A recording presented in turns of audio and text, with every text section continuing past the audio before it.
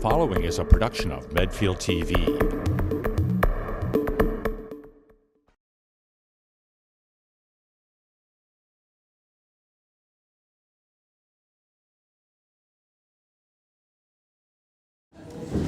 Good afternoon, everyone. On behalf of the Medfield Foundation, I'd like to welcome everybody to our something annual volunteer awards. We'd also like to thank Brothers Marketplace for their generous donation that helps to support this event. There.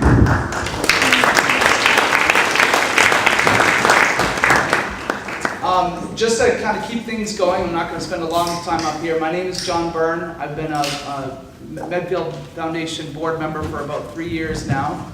And you'll see a bunch of us in the audience here. We'll introduce ourselves as we go through. But I'd first like to introduce Evan Weisenfeld. He is the president of our MFI board.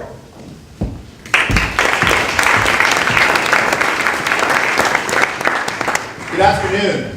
On behalf of the board of directors of the Medfield Foundation, I'd like to take this opportunity to add my thanks to you for coming today. As John mentioned, my name is Evan Weisenfeld and I'm president of Medfield Foundation.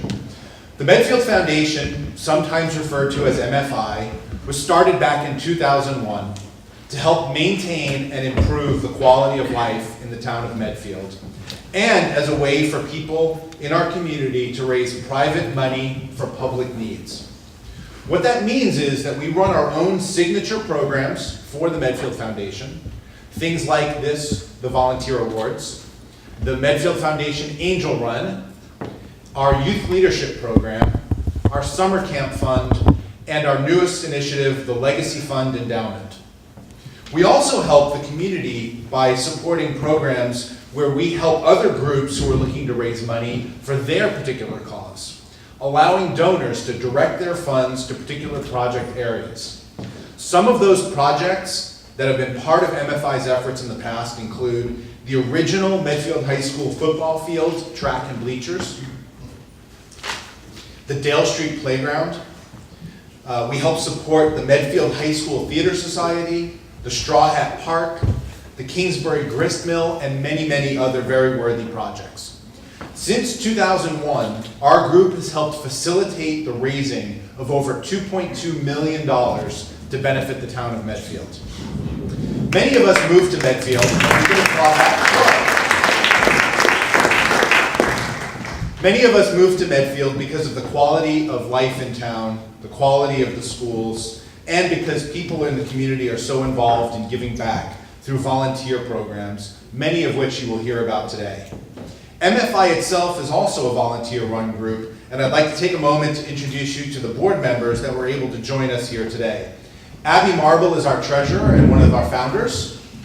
Pete Peterson, another one of our founders. Leanne LaBelle. Leanne. Bonnie Ann Burgess in the back. We met John Byrne. Todd Travanco in the back as well. Betsy Marble. Linda DeMori. And unable to join us today was Dorian Frigola.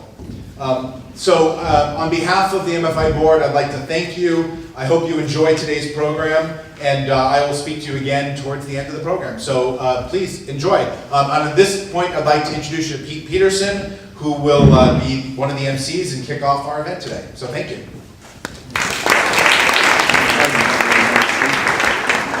Thank you all for coming. The Volunteer Award started in 2008 with a very simple idea, that it never hurts to say thank you to people for what they do and have done.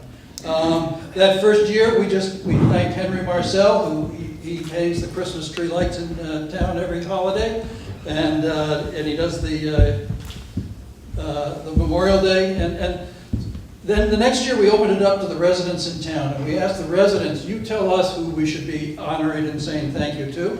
And that year we got 24 nominations. One of the big surprises that year was that half of the nominations were high school kids. And so we very quickly thought, oh, we need a youth volunteer award as well then. So we then instituted that. Then in 2011, we were we've been figuring this thing out as we go along, and in 2011, we figured out that we should invite the people who do the nominations and who are nominated to talk to everyone. And that turned out to be the magic. That was the real fun in the whole event, was when we started hearing about the volunteer work that people are doing. Started in 2012, we got some sponsorship from Rockland Trust, and in 2017, Brothers Marketplace became our main sponsor. So far, 260 people in Medfield have been touched by this event, either making a nomination or being nominated. So at this point, I want to turn it back to John and let him get going with our program.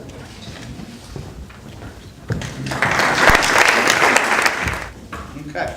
So the first group of people that we're going to recognize are the youth volunteers. And we're going to start, I'm going to do very little talking here. I'm going to let you folks do all the talking. So the first couple that we'd like to bring up is Hanna Rogan and Arturo Rodriguez.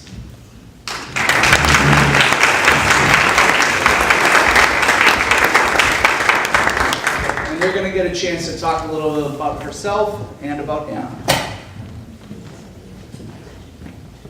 All right, I'll start then. So it was just around a year ago.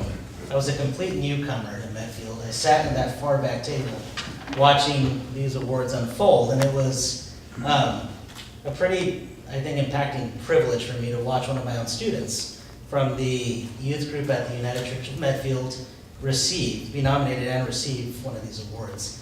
And he has since gone on to college to continue his own trajectory. Some of you may know him as Jack Morrill, because that's his name. And he's continued to make an impact, but it's an even deeper privilege when he goes on, but he hands off a nomination to another one of the students in my youth group. So I've got a pretty awesome youth group because of the awesome students in it. And so in Jack's own words, Hanna Rogan is the kindest person I have ever met. I nominated her because she dedicates herself to great organizations like Miss Amazing.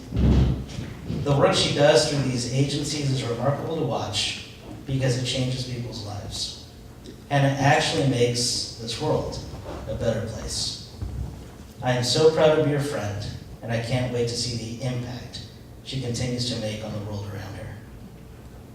Having been here just over a year now, I can verify the veracity of every single one of those words. And without the slightest degree of hyperbole, I think that Hanna is actually the kindest person that has ever existed. The only competition may come from her older sister, Chloe. And so whatever's happening in the Rogan household should be happening in mine.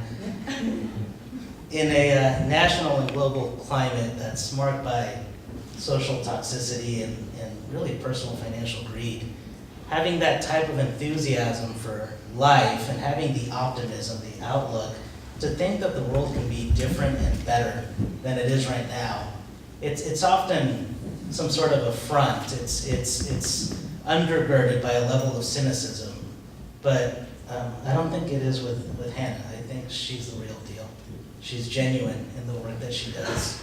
She's authentic in thinking that things ought to be better than they are, and she strives and makes a real effective effort to take them that way. So I really hope that all of that made you want to hear from Hanna herself, because her story is much cooler coming from her.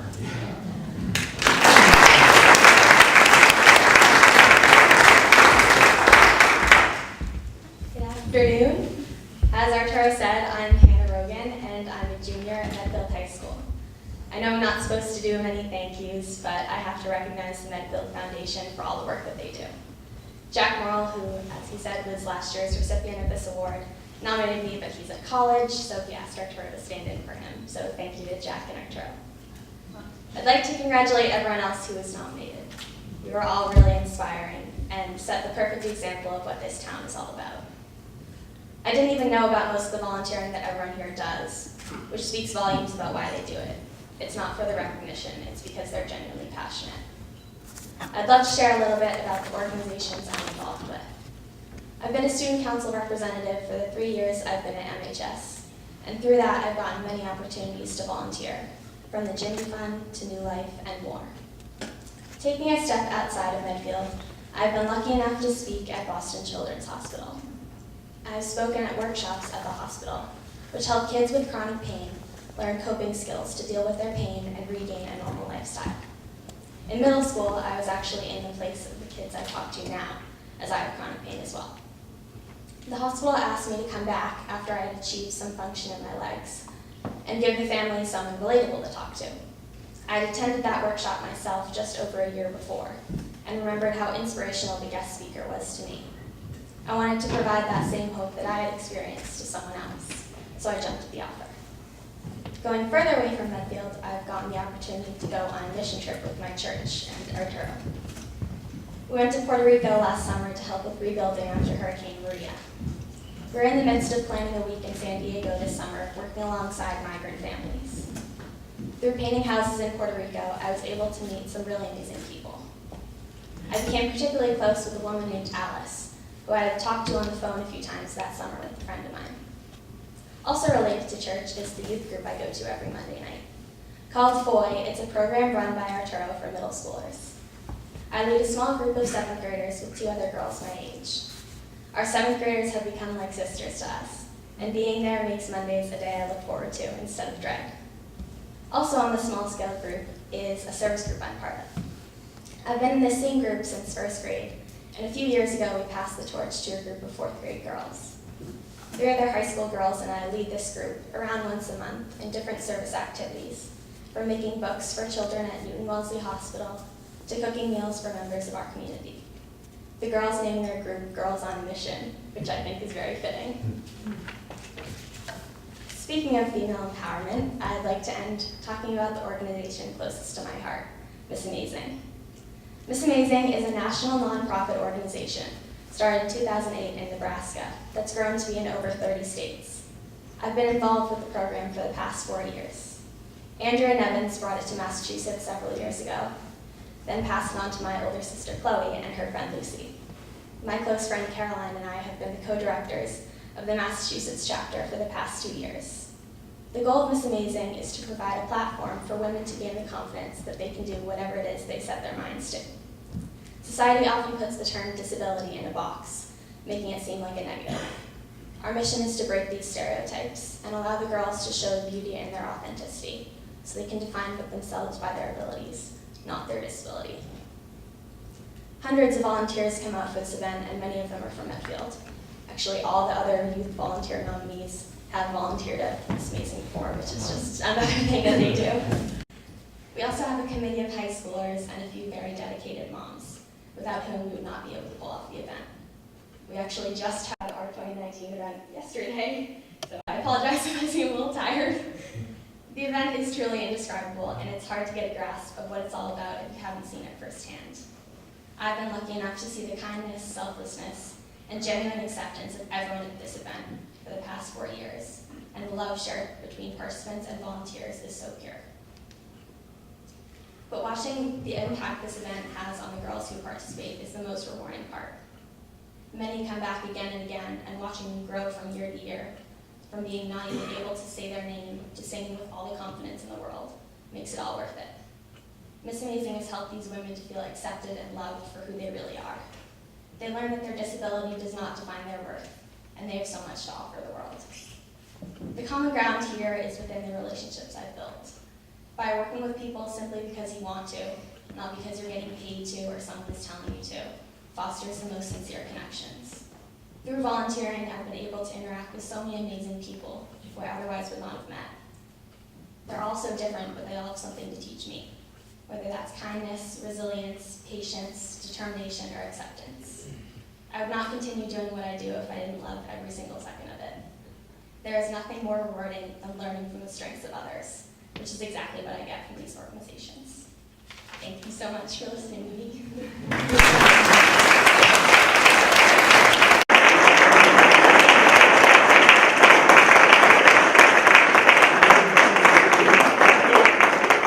So on behalf of MFi, thank you very much, Hanna. Thank you. Thank you. Thank you.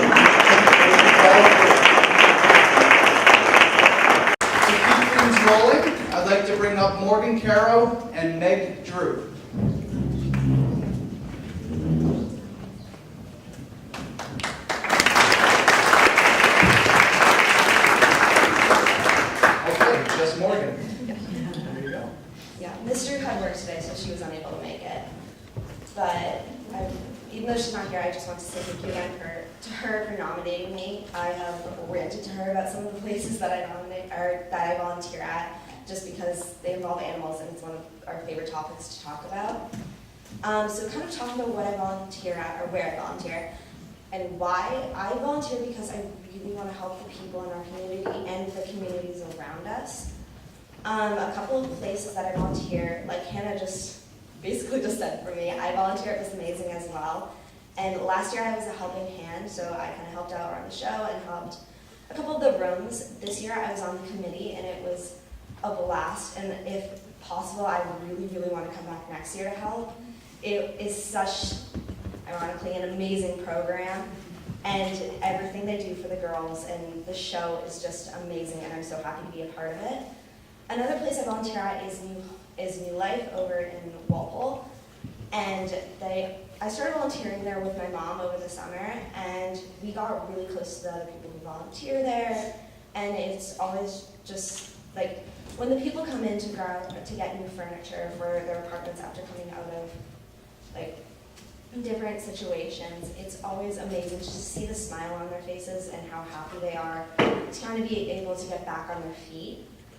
Along with those two, one thing I do with my dance studio, MDA Studios, we put on a performance every single year. It's our company ball, and everything that we make goes to Boston Children's Hospital.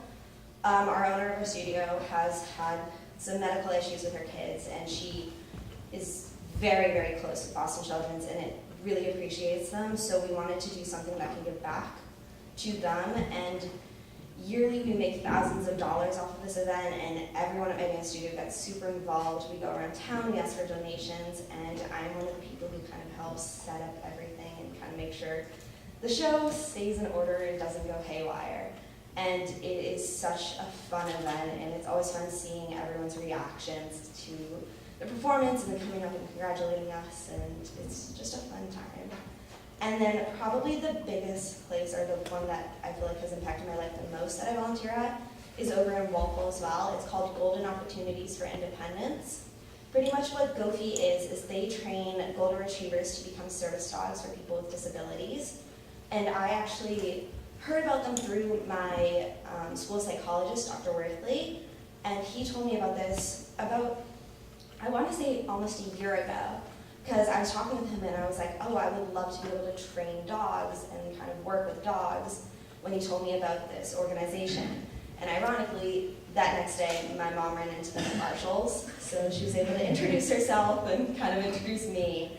And over the summer, I started volunteering there, and I went almost every single day. If I could go, I was there. And pretty much what we do at GOFI is we have specific service dogs that are usually matched from the time they are born, and we can task train them for anything. So we've had kids with autism to people who suffer from seizures, and to dogs who are specifically trained for mobility purposes, like whether someone's partially in a wheelchair or 100% of the time stuck in a wheelchair. And just seeing these kids or adults' faces whenever they're with their dog is just amazing, and they always seem so appreciative, and they're always, the dogs put everyone in such an amazing mood, and just, it's really happy there. I don't know how to describe it other than that. And yeah, so that's kind of, I guess, the one that's most impacted me. I'm actually planning on Tuesday to start my senior project there, because they just have a new litter of puppies who opened their eyes 3 days ago. So I'm pretty much going to be training a couple of them to be service dogs, and other of them I'm just training to be pets, but we always get them started on basics training, so I'm super excited. And yeah.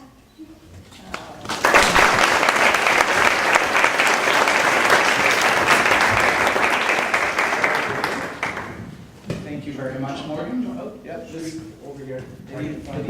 Face this way. There you go. Face from there. You go. All right, thank you very much, Morgan. Thank you.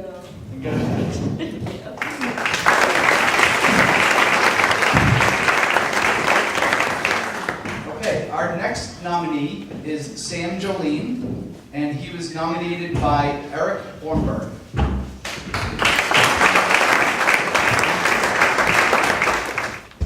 Give Sam just a minute here. I do coach football, and I thought he was kidding when he said he got hurt, but he really got hurt across yesterday. I'm honored to be here, honored to nominate Sam for this award. I just want to start off by saying I think all human beings are competitive and communal by nature, and I get the best of both worlds when it comes to a guy like Sam and seeing how he competes as an athlete, but how he is giving back to his community. Sam represents all the good things about character, respect, altruism, leadership, humility, and selflessness. As a society, it's become harder and harder to raise men of character. And I want to thank Kim and Bruno for doing exactly that, and I commend you for it. Often in my role as an educator, we hear parents say all the time, I just want my son to be happy, I just want my kid to be happy. I don't. I want my kid to be moral. I have 2 sons, and I use guys like Sam as a reference all the time about doing the right thing. And the moral compass guides you through the peaks and valleys of life, and I think Kim and Bruno, it's evident that Sam has a very strong moral center. I actually think Sam's a very happy kid too. If you saw him at Ugly Sweater Day, you realize he knows how to have a good time. And as a football coach for the beloved Warriors, I'm charged with fielding a competitive team each fall with players from all walks of life. As a guidance counselor in the high school, I, along with my colleagues, try to keep an eye on the pulse and the culture of the school. There's a lot of kids that walk around with their face in the phone, and they're not really paying attention to what's going on, or they're trying to pad a resume. Sam's cut from a different cloth, and he continually rises up above that glazed over iPhone look, and he does these things for his community because in his heart and in his soul, it's the right thing to do. It's no small wonder that his team elected him captain next fall. The coaches see it in Sam, but the players see it too, and I think that's an important thing. I think that is what is forward momentum. During the football season, we spend the better part of 3 months with guys like Sam. We share 20 hours a week watching them respond to adversity, embrace success, deal with failure, win with class. We see a lot. And we tell these guys that little things are big things. Doing the little things are big things. Sam embraces these little things in this community. And they have become the big things that obviously we celebrate here today, and you have been for the last 11 years. And those little things that become big things become habits. And the habits become character, and that character leads to your legacy. And I'm honored to be up here with Sam today as he continues to build and cement his legacy. Sam, Joline.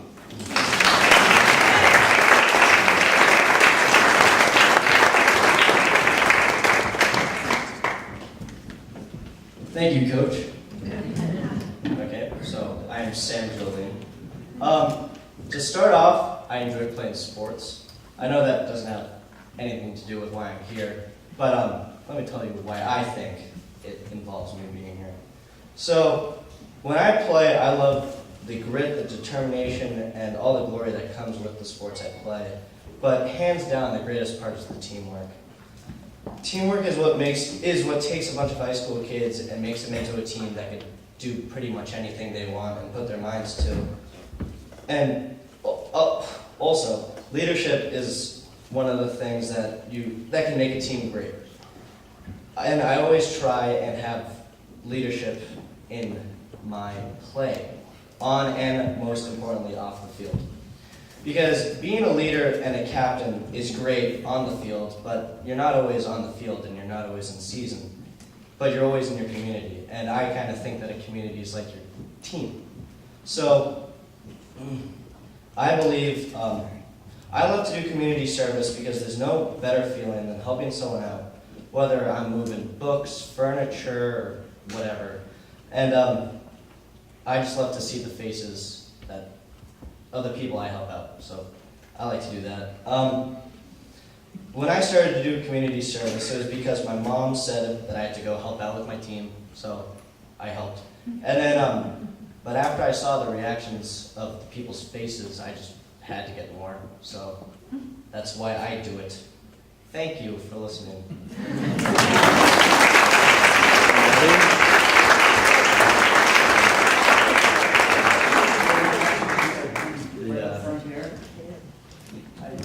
You don't need to hold this, I'll bring it. Oh, sure. For the picture. Thank you very much. Thank you. All right. Here. Sure. Thank you. And last but not least, for this Youth Volunteer of the Year award, I'd like to bring up Maeve Devlin and Sam Godshaw.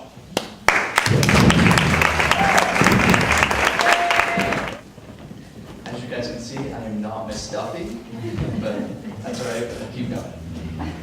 So ladies and gentlemen, my name is Sam Godshaw. I am the current Best Buddies Chapter Vice President. It is my pleasure to introduce the Medfield Youth Volunteer of the Year Award recipient to my amazing friend and Best Buddies Chapter President, Maeve Devlin. Maeve has not only served as a great role model to myself and so many others, but has also revitalized the Medfield chapter of a club that has helped so many with intellectual and developmental disabilities feel like they have a place where they can be accepted for who they are instead of cast aside, which is far too often the case. Before Maeve became the president of our club, frankly, it was nothing more than a college resume booster. But now it is truly one of the most inclusive places in Medfield, which I am so proud to be a part of. Maeve single-handedly ran the club her first year as president, and even began creating new events to include buddies, such as the annual Medfield Best Buddies pre-trick-or-treating party. It's a pretty big deal. This event allows our buddies to have a truly unforgettable experience, where not only are they able to get huge amounts of candy, but also to do so with some of their closest friends. Since winning the Medfield Foundation Youth Volunteer of the Year Award, Maeve has also created the first ever Best Buddies video promoting the International Day of Inclusion, and it helps the entire school. In it, she and the club tell the school why inclusion is so important in our day-to-day lives. Maeve is an outstanding volunteer, and I can wholeheartedly say that without her, Medfield would not be as inclusive of a place. To say that she has done a good job is an understatement. The only way to describe it is remarkable. Ladies and gentlemen, Maeve Devlin.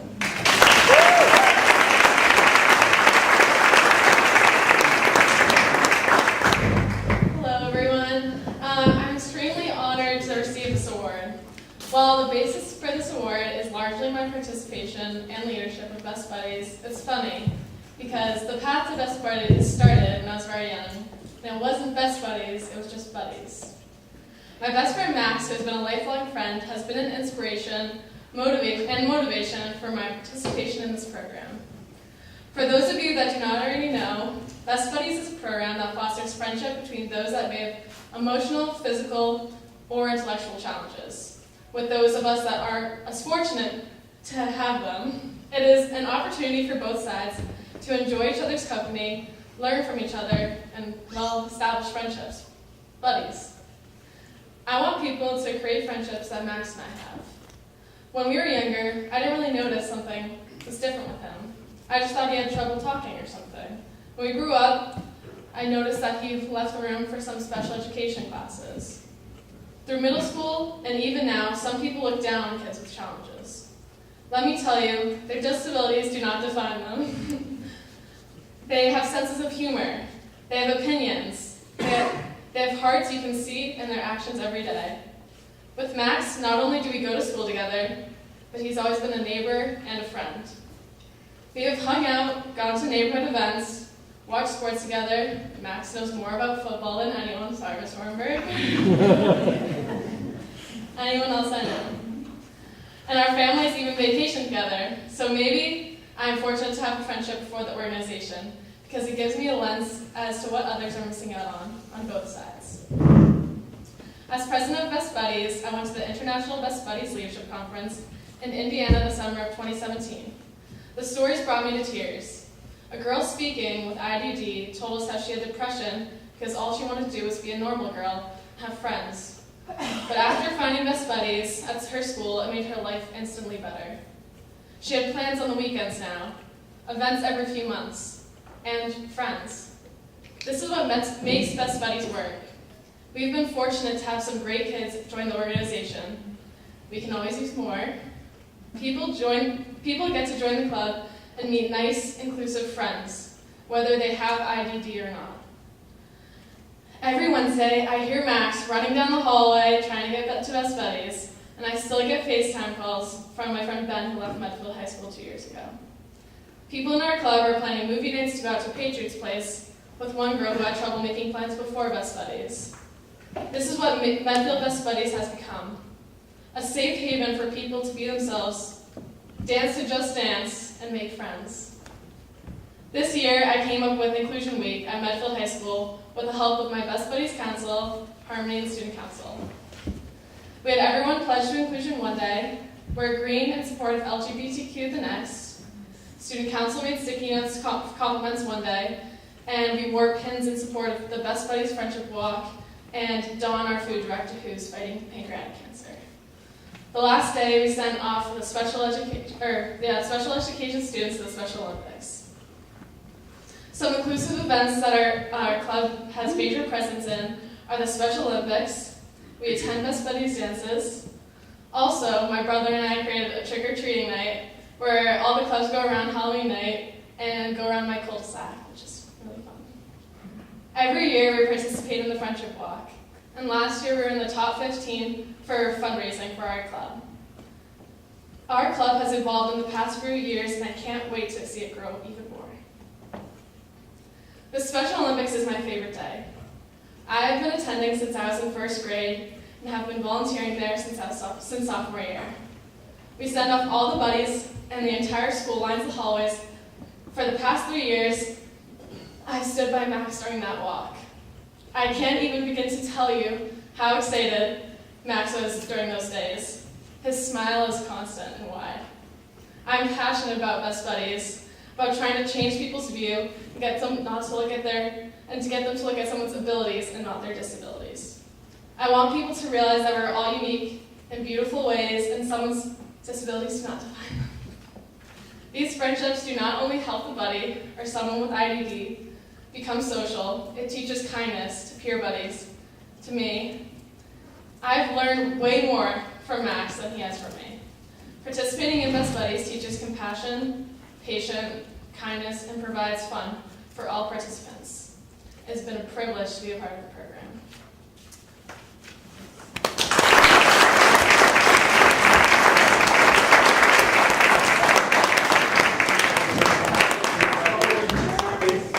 Get a pen.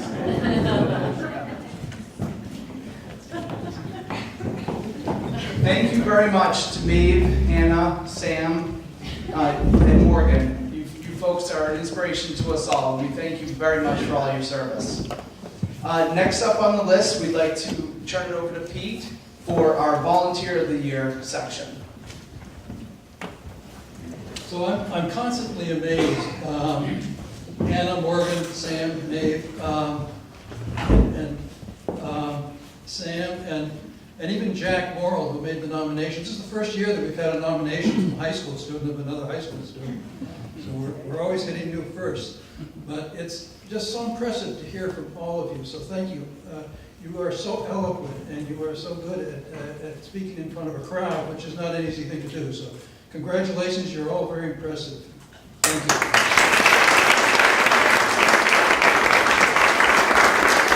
One of the things that the Medfield Foundation does is it makes a donation in behalf of the special honorees, and because of Maeve's picking of the Special Olympics, they'll receive $100 in her honor from the Medfield Foundation.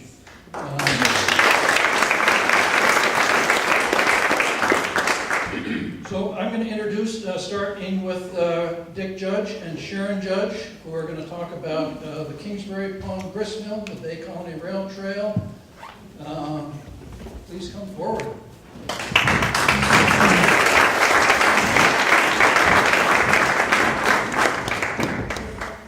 Dick is a colleague in arms because he was a selectman in Sandwich before he came to Medfield. Thank you, Pete. Wow, what an amazing group of youth leadership. It's a tough act to follow. I'm so optimistic about the future when I see young people with so much poise, talent, and willing to share their gifts with the community. We have a wonderful community. So volunteerism in a community has always been very important to Dick and I. And when Pete sent out to the nominees what he wanted to hear from them, one of the things was what causes the person you nominated to volunteer. And I thought about it, and what causes Dick to volunteer? What he'd probably say is to keep him out of trouble. We'll be married 30 years this May. And I can tell you that Dick has always been the most helpful person that I know. He has always volunteered, ever since I've known him, sharing his time and energy wherever and whenever he can. It's who Dick is. I'll spare you the mushy stuff about how helpful, loving, and caring Dick is with our families and friends, and what a great dad he is to our 3 children, because that would horrify him. And I'm already horrified by this nomination. But Dick's dedication and passion for restoring the grist mill began with a simple question. It's the same simple question he always asks, and it's, how can I help? He was so curious about the mill. We had moved to Medfield from Sandwich, as Pete mentioned, which has a beautiful mill in the center of town. So Dick called, this was the obvious next step, Dick called the phone number on the sign that we passed by every day, which rang the town hall, and he was put in touch with Mike Cronin. We are all so grateful to Mike Cronin, who was a member of the original grist mill committee. Mike was able to share his vision and passion for the mill with Dick before Mike passed away. We miss him very much. We drive past the mill every day, and Dick, I think, what he enjoys most about the mill is seeing you all enjoying it, seeing the community enjoying it. If it weren't for Dick's leadership, vision, passion, advocacy, and tireless efforts, forming the new grist mill committee, researching and getting a water wheel installed, all his hours of mowing the lawn, clearing brush, mentoring young folks, I believe the building and property would still be crumbling and overgrown. So one of Dick's greatest gifts is his ability to bring people together from all backgrounds, and his enthusiasm is contagious. Exhibit A. He's been an inspiration to me and so many others, and I am so proud of my husband, my best friend, Dick Judge.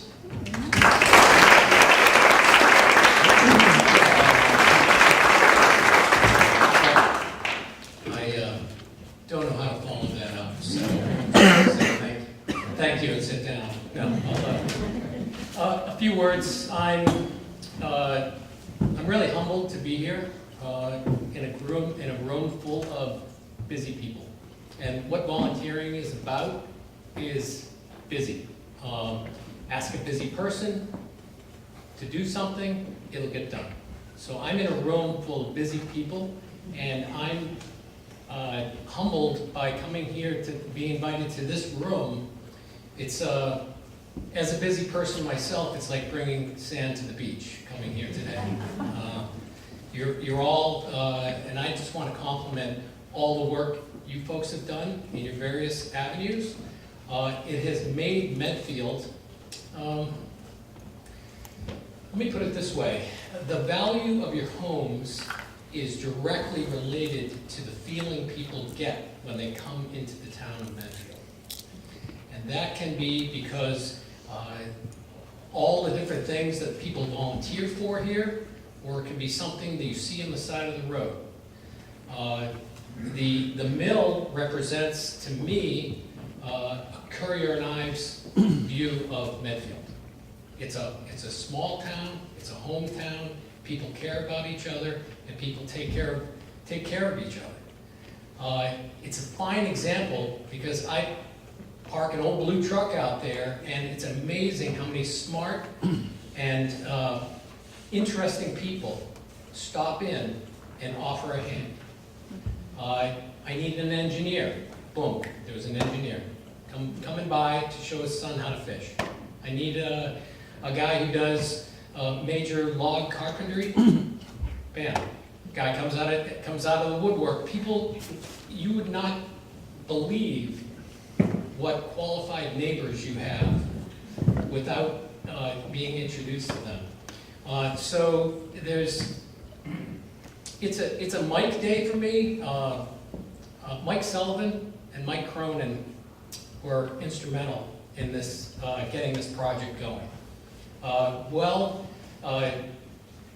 Very quiet guys, but when I said I was interested in getting this going, they paved the way for me. It's a funny story. Mike Cronin said, well, I dropped the keys with the chief of police and the fire chief 20 years ago, so I'll just stop in and pick up the keys and we'll open up the mill. He was amazed that they didn't have the key when he went back in, and he asked me if I had some lock snips, and so we cut the lock off. And going into that mill, which a lot of people didn't even realize existed, it was like walking on the moon. There was about an inch of powder dust. Wow. Just when you walk in. It had not been, the building hadn't been opened up in 20 years. A good 25-year story. So Mike, I'm going to take a minute here. I know that we have a lot of recipients, but there's some good stories here in Medfield that people need to know. With everything that's going on nationally and internationally about people pushing for making more money and doing this and doing that. The real essence of what people do is in volunteering. A millionaire is a billionaire if they volunteer. A person without money is very wealthy if they volunteer. I need to get that across to people that your life without volunteering is short. So finally tracked down Mike Cronin. We get in the mail. He mentions casually that there's an account that they set up at the transfer station. You used to be able to drop cans and bottles and returnables into 3 different dumpsters on the side. Well, the nickel return, people used to just throw their nickel returns into a dumpster. Mike said we set that up 25 years ago, and there's about $1,500 in the account in Town Hall, so to get the new committee started. I thought that was great, so I went down to Town Hall after we reformed the committee, and the ladies in the Town Hall laughed at me. And I said, okay, $500 in the account. And they laughed even louder, and a couple other people came into the room. They said, hey, Dick Judge is here for the account, for the gristmill account. And I said, all right, so I'm going in the wrong direction, so how about $5,000? And they laughed even harder and said, one of them said, think the account has never been touched. It's had nickels deposited in it every week for 25 years. And then think compound interest. So I said, it took a while, I guess I said $10,000. She said, you're almost halfway there. Wow. There was $23,000 in an account started with nickels. So if you think doing something now won't have an effect in the future, it does. So take hand and take control and donate your time. Stop the car if you think there's something wrong or you think there's some way you can help. Especially in Medfield, it's just unbelievable. The amount of people that are using this mill now for photos, for different Zumba classes, and you would not believe the amount of fishermen, the amount of people that are just using this facility now that was ultimately closed. So obviously, I've got a long list of people to thank, but I'm just going to say thank you to the current Gristmill Pond Committee, my wife, Ann Crowick, Greg Testa, George Dealey, Garrett Graham, and our newest members, Rick Epps and Angela Felice, just came on board the other day. We're lucky to have them. Our next step is to actually, and this is the big one, we were able to buy a wheel from a guy down in Georgia who made it specifically for this mill. It's got a certain spinning ratio, et cetera, things you don't think about. But our next step is to get a turbine, which is a water wheel on its side. It basically flip it like this and it spins like that. There's a turbine in the mill that we'd like to get below the mill and get the stones actually grinding again. Many don't realize it, but the building is much more beautiful on the inside than it is on the outside, even though it's very nice on the outside. There's a waterfall inside the building. The stones are still there. The beams are as big as these tables, holding the building up. The whole building is put together with pegs. They couldn't afford nails back then, and the technology was to do, tongue and groove and mortise and tenon for the whole building. I already thanked Mike Sullivan, Barbara Cronin, Bobby Kennedy, Evelyn at Town Hall's been great, Barbara Layton, the new town administrator, and the DPW folks. They've been unbelievable in supporting this project. People that came in off the street. Bob Piersack, Jerry Iannelli, Paul Trumbore, Paul Goldens, my son Colin, Christian Donner, Bob McLeod, who donated a sleigh, a 200-year-old sleigh that his grandfather built. He thought it'd be nice, and we put it out every winter out front. It's a nice touch. Gives people a warm and fuzzy feeling, for sure. Countless Boy Scout troop and Girl Scout troop projects over there. They built bridges out back. If you have a chance, pull in. There's a turnaround for your car up top in the woods, so you don't have to back out on 27. And also stop and go down behind the mill. There are two bridges that cross over two streams behind the mill. I think you'll be fascinated to see. It's one of these buildings that you pass every day. Stop the car, go in, and take a look, because I think you'll be fascinated. Tree Tech, APC Pest Control, Medfield TV, Medfield Patch. I mean, there are hundreds of people to say thank you to, but mostly I want to say thank you to the people that stop the car, that actually keep an eye on what's going on around Medfield. And again, if you think you're too busy, former selectman, I have a captain's license, I run a lighthouse, I've got a family of 3. I'm busy, but I'm not too busy to donate to the town of Medfield. So everyone has one of 3 things. You either have money to donate, time to donate, or materials. And for the little old man who's at home saying, I can't physically do that and I don't have much money, that's the guy that's got some great planking in his backyard that's going to rot if he doesn't donate it. We'd love to hear from you. If you have anything to donate toward the mill, we'd love to have it. And then support the Medfield Foundation. You can make a donation to the mill through the Medfield Foundation, because our next project's a doozy. It's going to take some, let's put it this way, any of the engineers that originally, that know anything about how to rebuild a mill are all dead. So we have to reinvent the engineering to get this project going. So anyway, thank you for your time. Have a great day.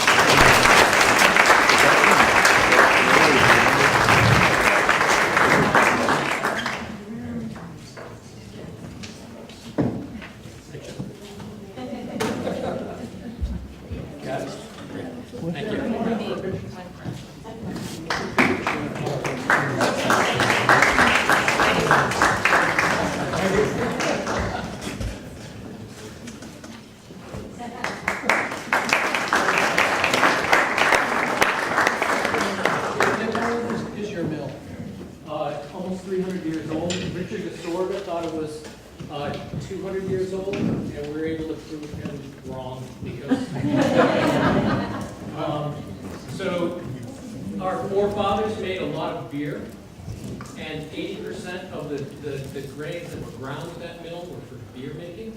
Oh. So we were able to find when you make beer, you have to, what is it? Hops and barley have to be malted. And so to malt, you need a malting house or a floor to throw it out on. I found the foundation for that behind the mill, down below the dam. And so Richard only had the knowledge of a malting house being transferred the mill being transferred from father to son 200 years ago, but had a malting house transfer almost 300 years ago. So with the malting house being below the mill, made the whole place almost 300. It's fascinating inside, as Dick said. It's well worth a trip if you can get there. I remember Richard wrote about how much rum it took to build one of the buildings in town, and it was a lot of rum. I remember that's all about today. Next, we're going to hear from Michele Feinsilver Hoye, and she was nominated by Jane Carter for work with the Medfield Garden Club, the Peak House Heritage Center, the new Peak House Heritage Center, a Medfield Foundation initiative, I must say, and the Medfield Memorial Library and the Center.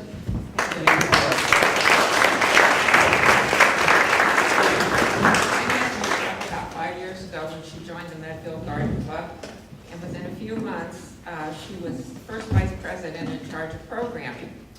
And she created many wonderful programs for club members in the community. In addition to community-wide programs, she was instrumental in the concept of learning circles, which are little small groups of members, and then provides hands-on and specialized learning opportunities that benefit both club members and the community.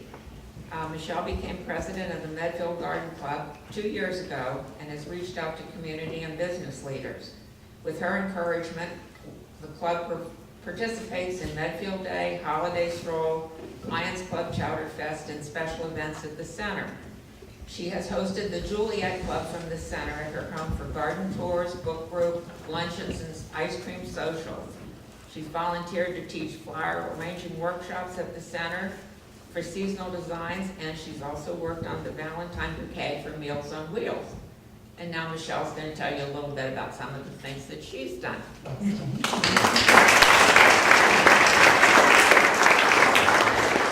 So many members of the Medfield Garden Club participate in our task or civic beautification program. My task site is an in-ground native dry shade garden under a Norway maple behind the Medfield Public Library adjacent to the gazebo. It's the worst site in town. The growing conditions are terrible. But I designed it, I donated all the native plants to teach people that gardens can in fact grow and feed pollinators, butterflies, birds in very terrible places. I'm often asked questions about the garden when I'm working in it, which results in impromptu learning opportunities for both kids and adults. Many people stop by over and over again throughout the season to see what's growing week from April until November. My latest volunteer effort in Medfield that has lasting and significant impact for the entire town is as one of 4 directors of the newly formed Peak House Heritage Center, which has been approved recently as a Medfield Foundation initiative. Last fall, I restored the Peak House herb gardens that had been planted by the Medfield Garden Club in 1982 and 1983, which won awards at the state and national level. I added American medicinal, culinary, and dyeing plants that were used and shared with the early settlers in Medfield. With manpower and volunteer efforts from my Peak House Heritage Center colleagues, the gardens have been restored on the original footprint of the 1982-83 gardens with the intent of teaching visitors to the Peak House Heritage Center the critical importance of plants in the lives of the early residents of Medfield. I have one more story to share. My husband and I moved to Center Street in Dover 6 years ago. From the beginning of my time in this area, I had been drawn to Medfield without knowing why. Then 2 years ago, I discovered why I felt a sense of place in this community. As I worked on my family genealogy, Ancestry.com kept bringing me back to Vine Lake Cemetery, ancestor after ancestor. I checked with Rob Gregg and learned that my great-grandfather 9 times, his descendants, my cousins, My aunts and uncles are all buried here in Medfield at the old section at the Great Plain of Vine Lake Cemetery. So who am I? This woman that comes to Medfield every single day from Dover to volunteer. I am the great-granddaughter 9 times of Peter Adams, the younger brother of Henry Adams, who arrived in Medfield in 1653 with his wife and young son, and received a grant of land from Dale Street to the bottom of Bridge, next to the Charles River, where he built his home. My great-grandfather's home was burned to the ground in 1676 in King Philip's War, but my entire family is memorialized at the Vine Lake Cemetery. I once explored with my entire family our genealogy at the Vine Lake Cemetery with Rob Gregg. And I asked him if there was a reason that I felt so much a part of this community in Medfield. His answer was simple. You're home, Michele. You're home again. Thank you.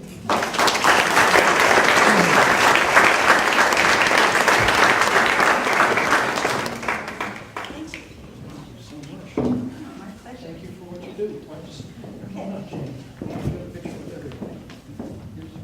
Where would you want to here?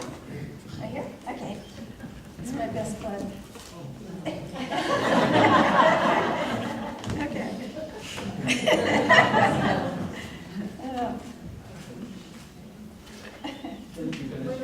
Thank you. Thank you. One more? Okay. Everybody was looking. All right. All right. Thank you very much. Thank you so much.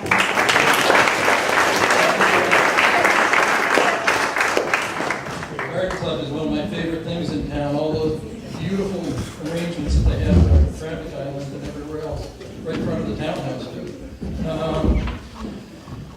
Let's see, next we're going to hear from Liz Sandeman. And Liz's nominators weren't able to be here, is that correct? That neither one of them are here? So can I just say a couple things? Come on up, Liz. Come on. Liz is so important that she got 2 nominations. One from Don Alcott, the Medfield Youth Outreach Worker, and another from Erin Chapin. So this is what Don Alcott wrote. She says, I first met Liz while preparing the Medfield Youth Outreach offices for our programming. She saw a post about the neighborhood brigade put up for volunteers, and she arrived with her 3 children in tow. She scraped carpet glue from floors, painted, lugged items, told great stories to pass the time through her hard work, and came back day after day to be sure to get the work done. She not only gave of herself and her family, but donated tools, shop vacs, and other needed items to get the job done. She remained a supporter of the office and subsequently joined the Medfield Youth Outreach New Advisory Board, joined Medfield Cares About Prevention, and has helped individual families where the need arises. Let's see, and then also there's a Lions Club,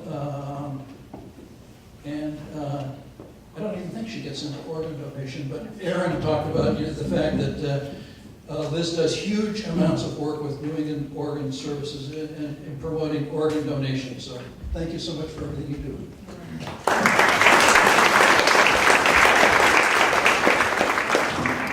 Hello. I'm very lucky to have the support of my 3 children. My twins are now freshmen in college, and I have a 7th grader who can't be here because he's at lacrosse practice. But the rest of my family are in England, and I find volunteering, you meet so many wonderful people who become lifelong friends, and they are now my family, so I'm very lucky. As Pete said, one of my major passions is organ donation. I'm a long-time volunteer for the New England Donor Services, and I also have a new role as the Massachusetts chairperson for the Lions Organ Donation Awareness Committee.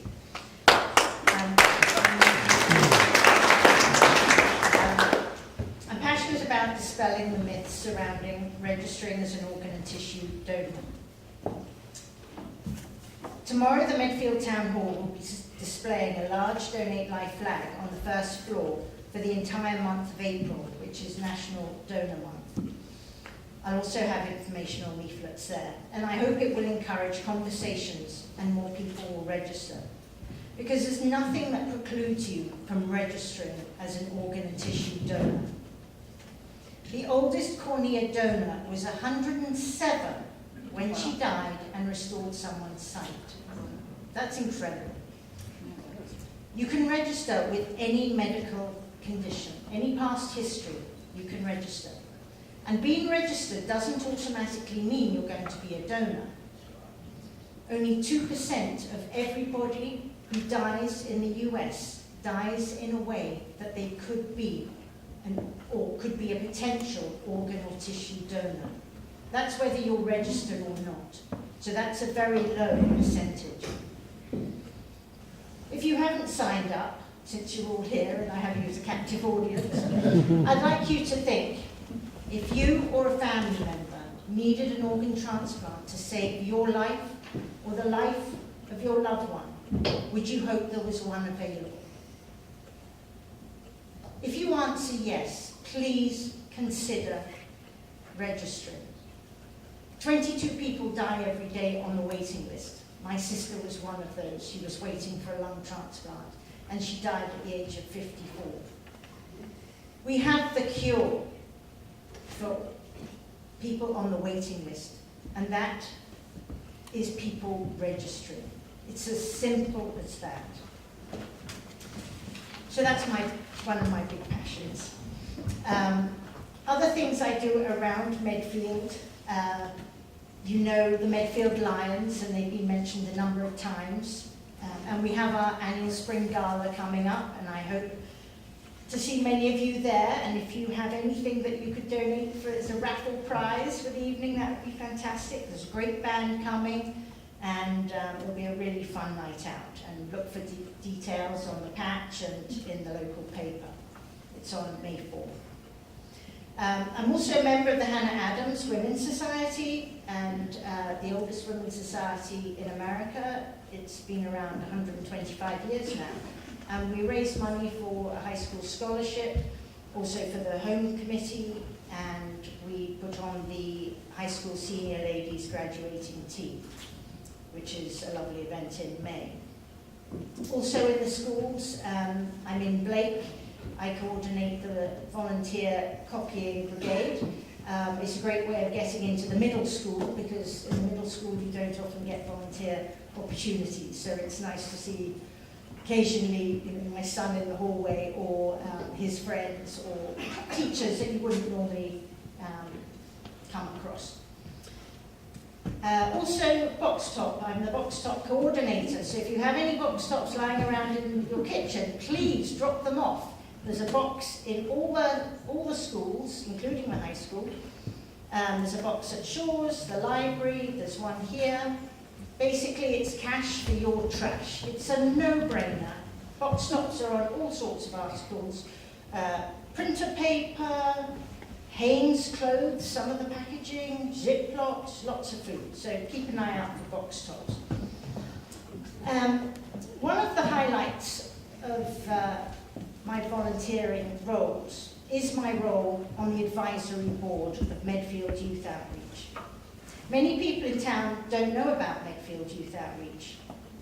This is because so much of their work is done behind the scenes, and confidentiality and discretion is so important. Medfield Youth Outreach serves youth and families in Medfield in a host of ways and meets a diverse array of needs. Last year alone, Medfield Youth Outreach staff provided 676 referrals to Medfield residents, helping families access mental health care, substance abuse services, and many state and federal programs that help residents when life becomes difficult. And although Medfield Youth Outreach rents space from the school in the former cable TV space, which along with other people, myself and my 3 children, helped get ready for the program, I believe it's due to the discreet nature of the office that makes community members feel comfortable to come forward with their concerns. and ask for help, which isn't an easy thing to do, especially in Medfield. Again, last year, they helped over 128 families in town who had financial hardships. Just with the holiday gift provisions alone, 162 children and teens received Christmas presents, and they also receive a gift card on their birthdays. All this is done in conjunction with the Christmas Angels, Medfield Helping Hands, and the Medfield Lions Club. Youth Outreach also provides counselling services to youth and also parent coaching to help their parents get through whatever struggles they're going through. Youth Outreach called residents together to start the Medfield Coalition for the prevention of the suicide prevention and coordinate the meetings. And that group has done amazing, wonderful things. They also coordinate Medfield Cares About Prevention, a coalition of which I'm proudly a member, whose mission it is to reduce teen substance use. And we're extremely busy right now, working on a grant for the town. Being part of this youth outreach organisation is important to me because it's vital to community mental health. To quote one mother, "My daughter would not be alive without Medfield Youth Outreach's help." Just think about that. Another stated, "We were in such crisis when we came, and today things are much better." So, I just want to thank you all for listening, and I'm glad you got to know a little more about Medfield Youth Outreach, because it is, most people don't know it is there, and that's the way it should be, because it is a confidential, discreet service. So, thank you very much, and thank you.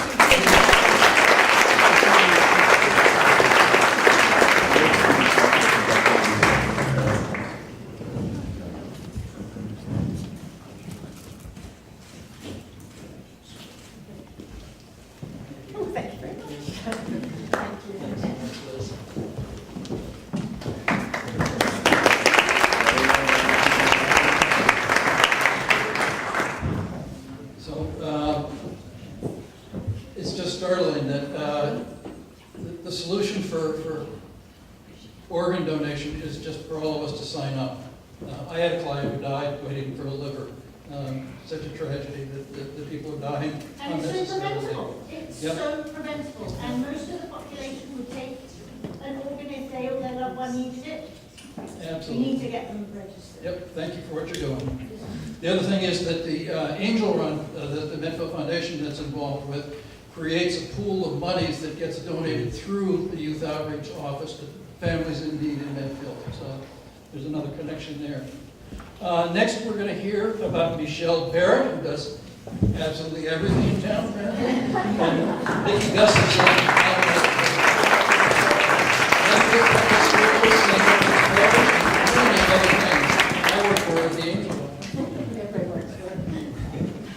Hello, I'm Nikki Gustafson. I've been sharing author in the field of volunteerism, define volunteering as doing more than you have to because you want to in a cause you consider good. This is what Michele does over and over in our Medfield community. She does much, much more than she has to because she wants to. She does this for many causes that improve programs in our schools and our community. I met Michele 6 years ago when she moved to my neighborhood and our two youngest daughters became playmates. However, I had heard Michele's name over and over for years before this when someone would speak of an organization or a project in the community and her name would come up as someone leading it. I'd be like, who is Michele? Well, Michele is a busy mom of 5 children, ranging in age from 8 to 20. Aside from juggling the responsibilities of a family of 7, she finds the time to volunteer to make a huge impact in the Medfield community. The best part about her volunteerism is she does it with so much positivity, never complaining or being negative. She volunteers with enthusiasm and a smile on her face. She steps up on each committee to take a lead role, or one that entails a lot of work and responsibility. She began her Medfield volunteerism when her oldest daughter was 2 2 years old, and she saw a need for a parent co-op preschool program. So she developed Bean Sprouts.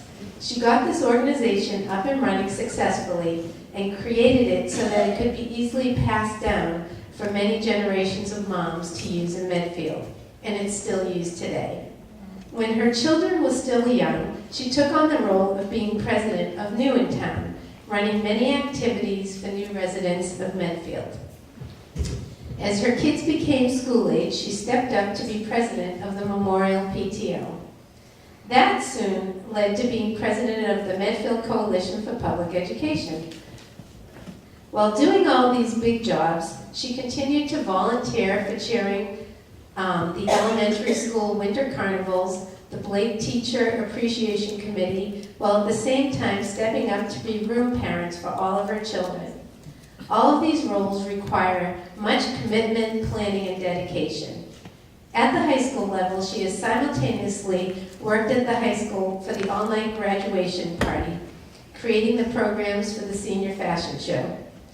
As a parent of sports captains, she has been in charge of running all the fundraising and banquets for the diving, swimming, track, and lacrosse teams. Nope, that's also Okay. Out of the schools, she is the coach of Destination Imagination, and she has been a girls lacrosse coach for 11 years. Youth lacrosse, right? She also works to run the after party for the Angel Run. She's in charge of that. Used to be, okay.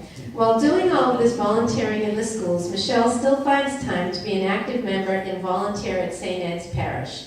She is on the steering committee of the Faith in Action Group, running many fundraisers and leading many service opportunities for adults and youth.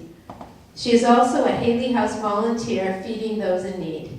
She has taught all of her 5 children's CCD classes simultaneously for many years. I have never met a more caring individual who gives selflessly of her time. She is currently on the Challenge Success Parent Committee with me and has taken on the huge role of producing our whole newsletter. I don't know how Michele finds the time to be the one who always steps up, but she does, and she always leaves a committee better and easier for the next person in line to run it. One thing we can learn from Michele is something Rosalind Carter once said. I believe that one of the most important things to learn in life is that you can make a difference in your community, no matter who you are or where you live. Michele has truly made a lasting difference.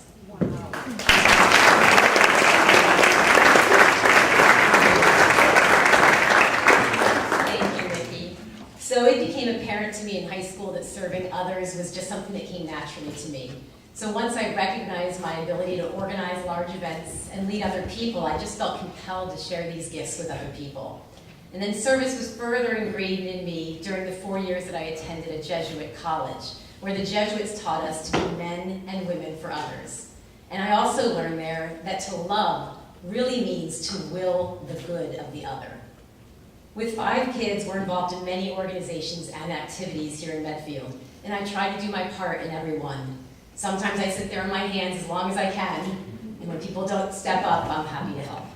So where there's a need, I try to fill it. So everything from running Kids Night Out at Dale, being my kids' room parents, to leading Girl Scout and Boy Scout troops, managing DI teams, coaching youth lacrosse. If my kids are involved and there's a need, I'll fill it. I also plan service initiatives and teach religious education in my parish, and I fill volunteer roles in the public schools.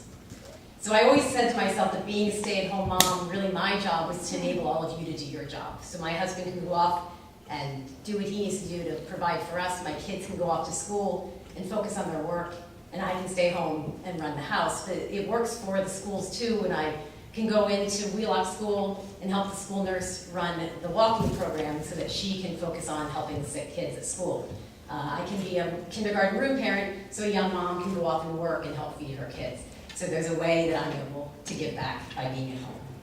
So I tend to stay involved while that activity's in our kids' lives, but I don't stay forever.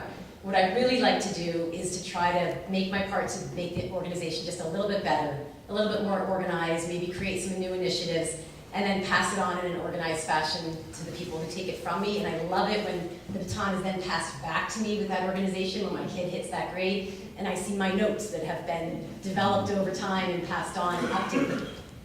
So that's fun to see that kind of things coming full circle. But the greatest joy is really seeing some of these ideas set into motion. So I started a little tradition. I'm going to see some New in Town folks here way back when, a New in Town President's Brunch. And the idea was to take all of the past presidents of New in Town once a year, bring us all together to welcome the new president to New in Town, which is a really nice idea because this brand new person moving to town is now meeting these people who've been here forever. So it's something that still goes on. I see friends in the room here that I get to have brunch with every spring, and I love running to my mailbox and seeing that invitation all these years later still going on. Things like the Winter Carnival, that little prize patch that your kids wear around their neck. We used to go to the booths and just get a prize every booth, and I said, they're carrying these things around all day. They're jumping the moonwalks with the puzzles and things. So now at the end of the Winter Carnival, they go and redeem their prize card for a bag of loot. So little things like that is still going on. MCPE's online auction, instead of the auction now, we go and have a social event at the biannual fundraiser for MCPE. Instead of bidding on things there at the evening, you can enjoy your friends and you can bid online, and people who can't make it can help contribute to the schools. But the best part is truly meeting so many people in this community. With 5 kids and all our involvement, I know so many people in this town, and I feel so blessed for it. So it's evidence in the fact that I see so many familiar faces here today. So thank you very much.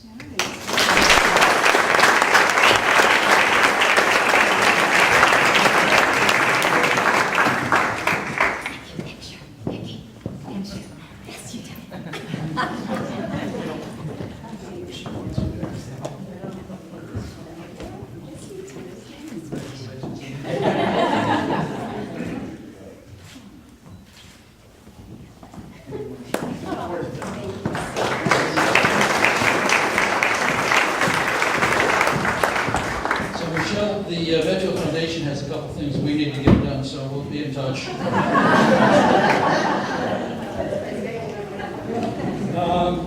It gives me great pleasure now to introduce Pat Casey, my old Sunday running partner for many years, and Jack Wolf, and are you going to do the introductions, Jack, or alone? I think so. All right, please come up. Pat's certainly welcome to come on.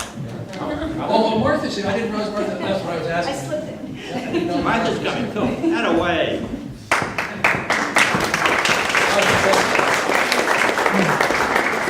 Martha, would you like to start?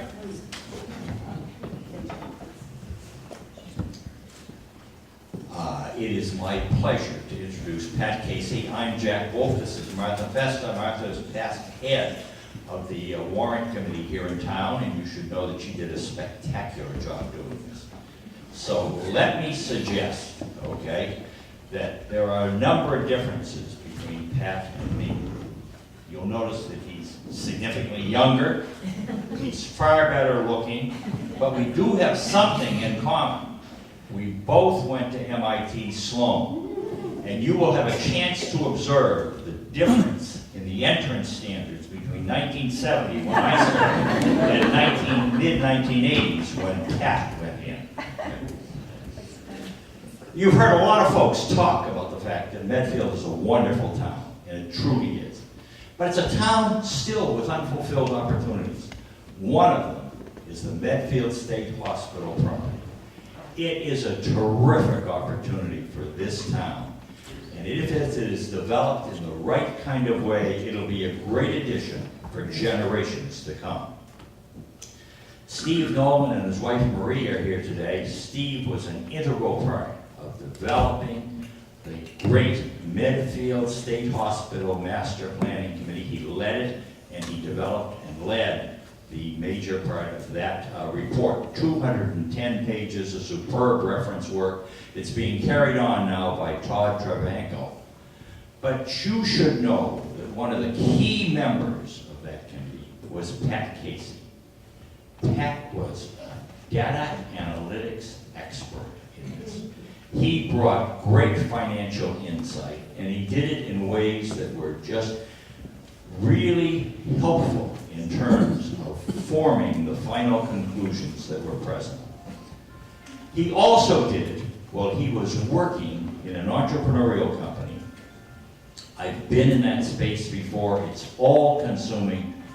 Pat devoted his time, excessive amounts of time. I think Steve will be quick to tell us that 4 years was a long run for a committee. Is that fair, Steve? And you should know that that went on, meeting about every 2 weeks. Martha and I and Joanna Hilbert were privileged to be seconded by the warrant committee to that committee. And thus we had the opportunity to work with Pat on a regular basis. If Blue Moon had charged rent for the big corner booth in the back, you should know that we'd owe them a ton. We'd all be broke. Regular meetings with Pat, Joanna, Martha, and I early in the mornings, primarily around the financial issues that we're facing with the Medfield State Hospital Master Planning Committee. So, 2 things on Pat's part then. One is the fact that he devoted excessive time to this, just unbelievable time, given the fact that he's an entrepreneur. 2 is his data analytical insights were great. But there's a third piece about Pat that we should consider. When you hit 80, as I have, your primary job is to be a curmudgeon. It's easy. Is Gus Burby still here? He is. It's easy to be a curmudgeon with Gus. It's very difficult to be a curmudgeon with Pat. He is one of the sweetest and nicest guys that we will ever meet. You should know he exemplifies how to disagree without being disagreeable. He does a great job at collaboration, conciliation, and just bringing a team together. So I'd like to say thank you, teammate, okay, for all the wonderful work you did. And let me turn it over to Martha.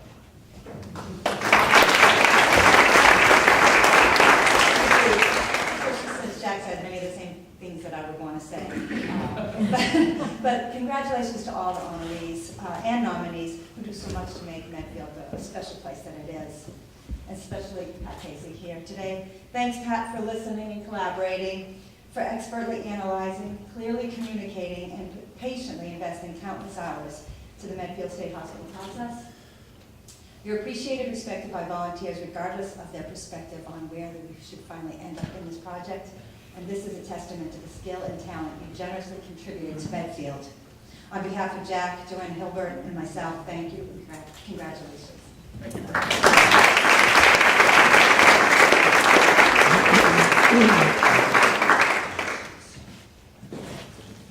Okay. So before I start, I'm going to point out this is my family over here at this table. Some people have a I'm very proud of them, but I'm pointing out that they have a train to catch, some of them. So if they get up and walk out, hopefully it's not because I said something that offended them. Okay. So first off, I'd like to congratulate my fellow nominees. All your achievements are really impressive. Indeed, as I was listening to you, I was starting to wonder what the selection criteria was for the Medfield Foundation. There were just some really impressive contributions there. So I was told I was supposed to talk about why I volunteer, what I've learned along the way, and not waste too much time thanking people, but I do have to thank my nominators, Jack and Martha, as well as my fellow volunteers on the hospital committee and the economic development committee. And some of the hospital people are here today. You can raise your hands. Resource committee as well. Okay. So we'll be talking about that in a little bit. So, I'll talk about why I volunteer. So for me, volunteering started out a matter as largely kind of keeping up with the Jones. When we moved to Medfield in '91, we realized that we had lucked out. The town had a uniquely positive character, which thankfully persists to this day, and it was in large part due to committed volunteers like the folks in the room, volunteering in sports, schools, town government, animal shelter, you name it, and I just learned about a lot more stuff today, which sounds really fabulous. So that's really terrific. So seeing this, we wanted to add value ourselves in some way. And I started out coaching youth soccer and Destination Imagination. Carolyn ran for the school committee where she served for 15 years. And then later on, I accepted an offer to be on the Economic Development Committee, and then more recently volunteered for the hospital committee. So I'm pleased that my work led to this recognition, but I must acknowledge, notwithstanding the great introduction, that my contributions were a modest component of an exhaustive effort by the hospital committee. From the outset, the committee was determined to find the most attractive outcome for the town, consistent with economic realities, which was my specialty. This entailed finding the right balance of land use, building use, historical preservation, demand on town resources, tax revenue, to name just a few considerations. The number of possible combinations of things we could do with building and land use was immense, literally thousands of permutations. And the committee wanted to examine the benefits and the financial impact of lots of scenarios before they went ahead and narrowed their choices that went into this report that you heard about. Unfortunately, our first consultant told us they would analyze just 3 options. 3.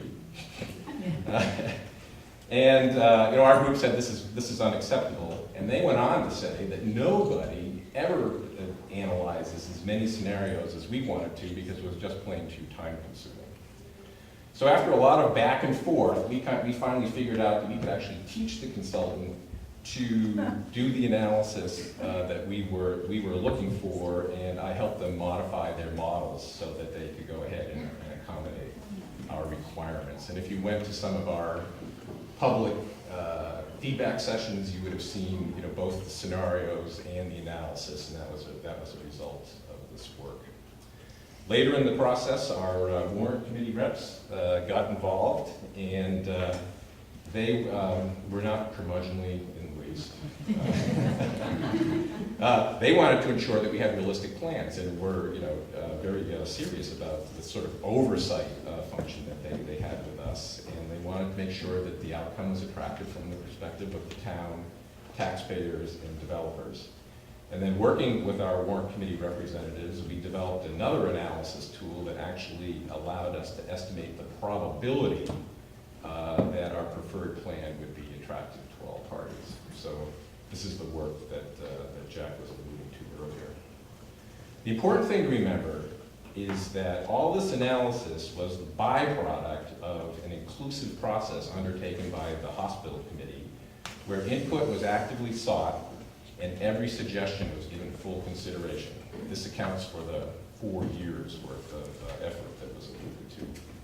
So key inputs along the way included citizen surveys, developer forums, public feedback, and our regular meetings where anybody who showed up was welcome to speak. So the upshot is that the hospital committee, working with the warrant committee, basically exceeded prevailing best practices for doing this kind of community planning. Small wonder that the committee collectively and Steve individually won an award from the American Planning Association as part of our efforts. So here we get to the learning part. Am I the only person who got the direction on the learning part? I came up with this list. I'm not hearing the other list. All right. So here's my list. It's not quite 10, so I can't do it top 10 format, but it comes close. So, number 1, if you participate in town planning efforts, you're expected to come home fully apprised of all the news that's going on. Disappointed frequently. Okay? I also was a little intimidated, to be truthful, joining the committee because there are so many people so well informed, but I ultimately learned that you don't need to show up with all the answers, you just need to be a constructive participant in the process. Indeed, latching on to a fixed idea at the outset can actually serve to retard the process. 3, no one person represents the will of the entire community. Sometimes we think so. I started out thinking I had a good understanding of what the town wanted, but I was surprised by the wide diversity of opinion expressed in our survey results. I realized I'm like some people, but not all people. 4, patiently listening to everyone's input costs time, and plenty of it, in the short run, but leads to more buy-in in the long run. Folks are far more receptive if their input has been seriously considered, and I think the committee did a great job with that. Considering a broad range of outcomes greatly increases our odds of finding a good outcome. For starters, there's a lot more to choose from. And considering a broad range of possibilities enriches our conversations. Indeed, the outcome is often the best of several possible options that are being considered. 6, frank discussion of risks inherent in any plan fosters trust in cooperation. If you sugarcoat things, people will spend their energy trying to figure out where the hidden flaws are. If you're open, they will help you mitigate the risk. And I think that was a dynamic that we had working with the Warren Committee. 7, seek and accept professional help. A project on the scale of a hospital has and will continue to require professional help. These professionals will inevitably have some weaknesses, as did the ones we were working with, but we need to help them help us. 8, keep it light. If we're all donating our time, and if everybody in this room does this, towards a common goal, we might as well make it pleasant for each other, right? And then finally, 9, being in the company of dedicated, talented, and gracious people is the best reason to volunteer. Thank you.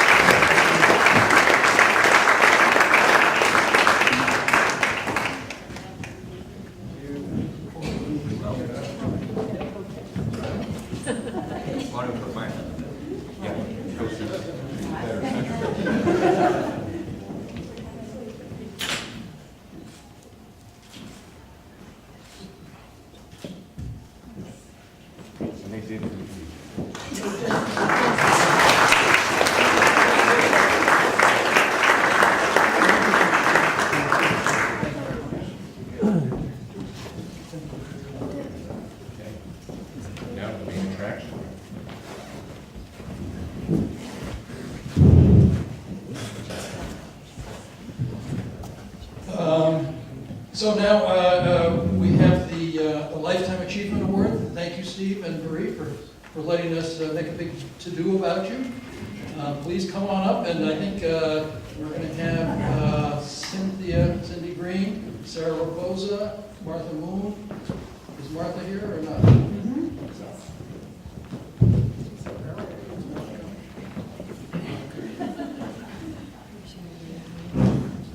Pete asked all the nominators to say why they wrote the nomination, but first I want to ask all of those who have served on a town committee or other organization with Steve and Marie to raise their hand. Look around. That's but a few of the over 400 residents in Medfield who have served on committees with Marie and Steve over the 30 years that they have worked on 14 just municipal boards alone. We, Martha Moon, Babe Bancroft, Sarah Raposa, myself, and others wanted to thank Marie and Steve for the breadth and value of their volunteerism over the past 30 years in Medfield. In fact, some wanted to put a sign across 109 saying, "Thank you, Steve and Marie." Steve and Marie have positively impacted this community in many ways. Just to name a few, from the dynamic plan for the state hospital property, to energy plans that have reduced the cost of municipal energy, to the development of fair, affordable housing, to adding to the community arts and culture. They have been devoted volunteers who have used their knowledge, talents, and passion to help build Medfield into the vibrant community it is today. They are two people who we have happily served with and who we are privileged to call friends. I want to cede the floor now to both of them.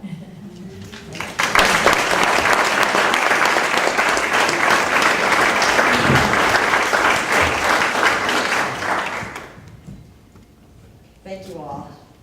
Soon after Steve and I moved into Medfield about 33 years ago, I started volunteering. I also joined some social clubs, but I found volunteering my time and expertise for the common good was much more rewarding. A win-win situation, as they say. As an aside, I'm totally blown away by what I've heard, and I think it's like wonderful that people have started at an early age and volunteered. But I was not one of those kids. I was not a joiner, and I did not volunteer until I had children and was involved with the schools socially, and then started to do more community activism. And I think it's a real tribute to the town of Medfield to have me, to create that kind of environment that made me want to volunteer. So back to my prepared remarks. I volunteered to work on initiatives or organizations whose missions were close to my heart, promoting the arts and culture and the creative process, as well as conserving and protecting the natural environment. I learned a lot while doing so and made some great lifelong friends along the way. I found that the people I met while working on these committees had values and interests that were close to my own. And with that common sense of purpose, a lot could be done to benefit the community I lived in. When I first moved to town, I found it very gratifying to work with fellow arts advocates and artists on the Council on Arts and the Medfield Arts Lottery Council to award grants to residents who proposed creative projects. These people included Martha, Bill, Frank, Susan, and Lucy, who may be out there. With educational degrees in environmental science and natural resources policy and planning, and a career in sustainable consulting, over time I looked for more opportunities to help the town using my expertise. Starting with the town, helping the town use new GIS, Geographic Information Systems, software tools to map its open space parcels and resources, to serving on the Conservation Commission to protect the town's many wetland areas. I've always been fascinated with environmental decision-making and solving problems where it can be very difficult to quantify benefits and costs, so serving on the town's warrant committee certainly gave me that opportunity. As the world got more energy conscious and climate change impacts were being better understood, starting an energy committee on the local level under the leadership of Selectman Pete Peterson, and with fellow residents Cindy Green and Fred Davis, that was an easy lift. I also managed the Solarize Medfield program, and that was so successful in meeting its goals because of the community. These are people that attended the educational talks, people that signed up to have solar panels on their roof, and also people that opened up their homes that already had panels on some of our solar tours. I found that the town administrative offices and its departments to be very welcoming to residents who wanted to volunteer. Mike Sullivan set the tone with his professionalism, intellect, and his all-around being a nice and caring person. He was an important reason why I continued to volunteer over the years, and I wish he was still around to see Steve and I accept this award. Thank you all for this nomination and decision to give us this very meaningful award.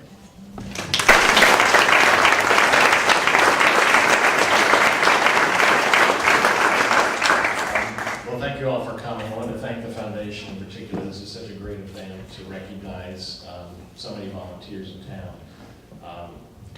And congratulations to all the other awardees. You've done some impressive work. And thanks to our nominators, although Maeve and Marie and I are big on basking in the limelight, so we were both sort of stressing out about it. And I thought to myself, well, people are going to say a lot of nice things better now than at our funerals. So, but when I was trying to think back, and Pete had said, why do you volunteer? I mean, when we moved into town and we were raising 3 children, and it seemed like it was a great town to live in, but I remember, I don't know who said it, I think it was one of the selectmen at the time said that the strength of the town is in its volunteers. And I really saw that firsthand when I worked on so many committees with so many dedicated people. It's been really inspirational to see how many people really step up and contribute in this town. It's really terrific. It's not that it doesn't come with a serious personal cost. Marie would always come home from work saying, you never watch any of the programs that everybody talks about at work. And I said, well, just cut down on a few of those committees and you might have more time to watch them. But that was a pretty minor cost for a lot of reward. It's been truly a great experience, and I think of the greatest benefit that comes back to me is in the sense of community that's generated by working with other people for the common good. So it's been a great reward, and I read so many studies about how people's personal health, psychological health is improved by having a good social network, and I think that's really part of what you experience when you volunteer. It's a really enriching thing. So, to me, that sums it up. I mean, there's a lot of, I was going to give you the top 10 zoning board decisions I wrote, but maybe you wouldn't be so interested in that. But there are a tremendous number of people in this room who volunteered for the town, aside from all the other nominees and awardees today. And a shout out to Pat in particular. He's very modest, but he was a critical element of our hospital committee. It was a great group. We didn't always have as much fun as it's apparently fun on Miss Amazing, but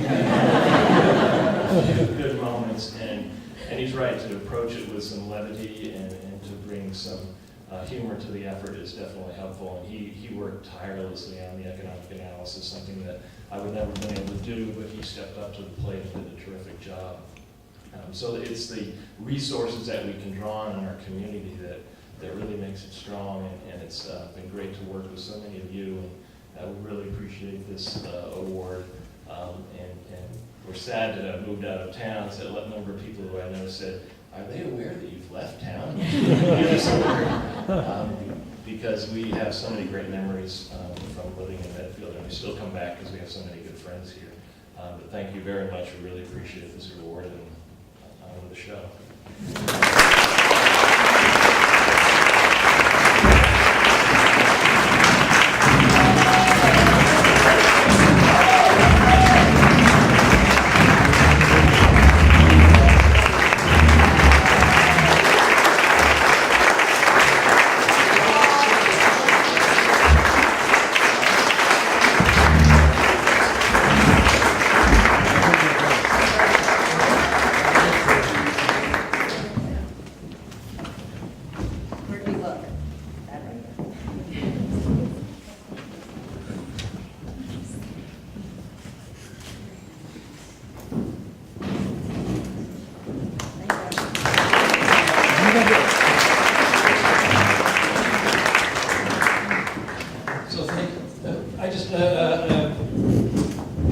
When you were talking about volunteering, also it occurred to me that when I moved to town, I sent my CV, I had a resume, I sent it down to the selectman's office.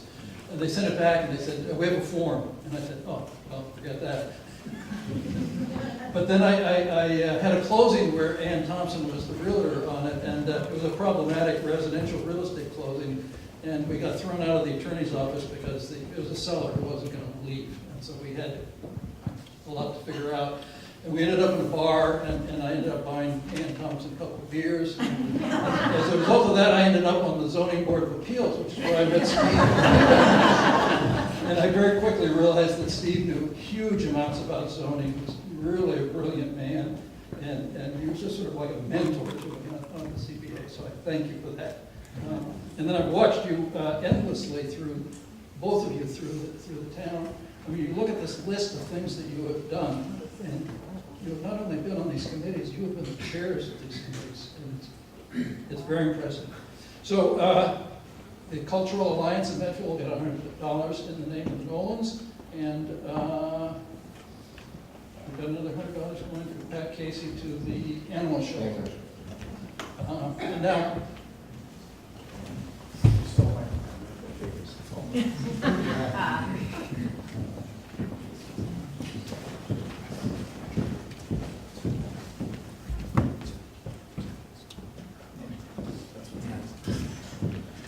All right, so, just a quick little thing personally. I had the privilege of writing the press releases for each of the award recipients, and it was incredibly difficult to kind of narrow down what the nominators sent in to this little one-page thing that then, of course, got even further edited when it got sent into the newspapers. But, you know, for the Nolans in particular, the list is, as Pete was just saying, I can't even describe how long it was. It was just, there's so much stuff packed in there.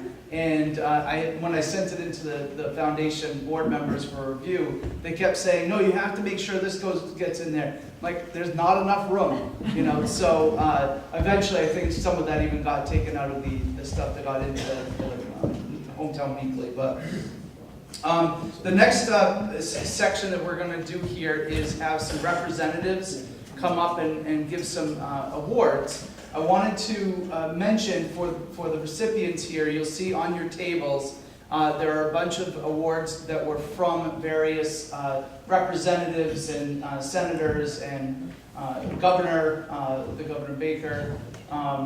So those are all for you. So congratulations on all that recognition from the state.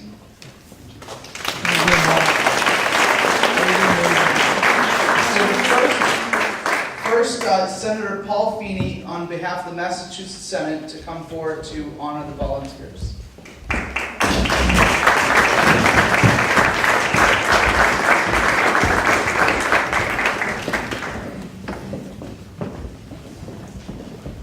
Good afternoon, everyone.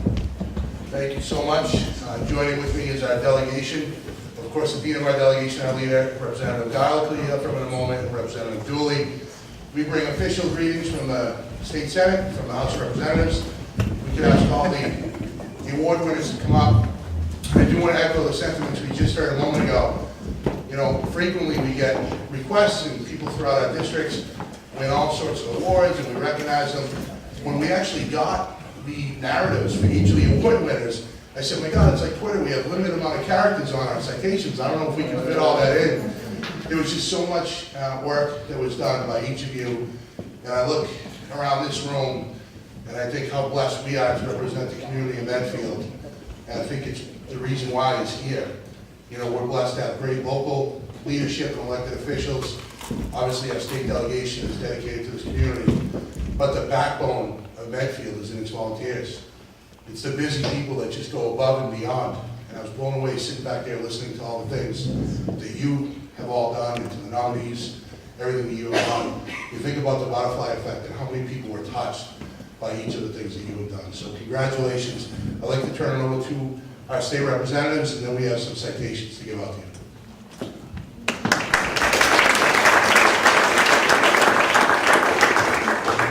So I too am very proud to be here with our legislative delegation, and joining with Representative Sean Dooley, we will recognize the award winners.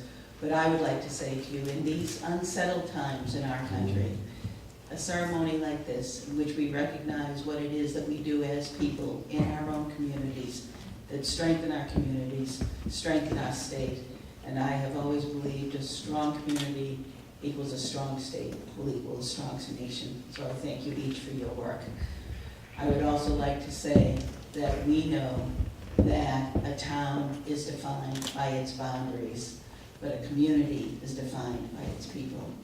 I share with you your pride in the volunteers that you've seen today, some who are very new to volunteering, some who have volunteered for years, some who I want to meet, and some like Liz Sandeman that I have loved for years. So congratulations to all of you.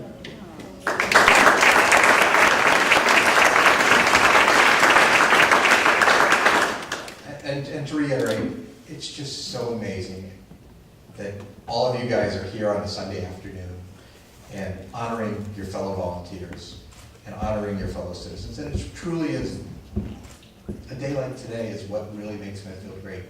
It's not only that you have these amazing volunteers and all the other people that were nominated, but that you take the time out of your lives and your weekends and away from your family and friends and come here to celebrate them and make sure that everyone knows how important this volunteering is to the town, to our soul, to what makes us human and what makes Medfield truly great. So thank you very much for having me here today and all of us here today. Thank you.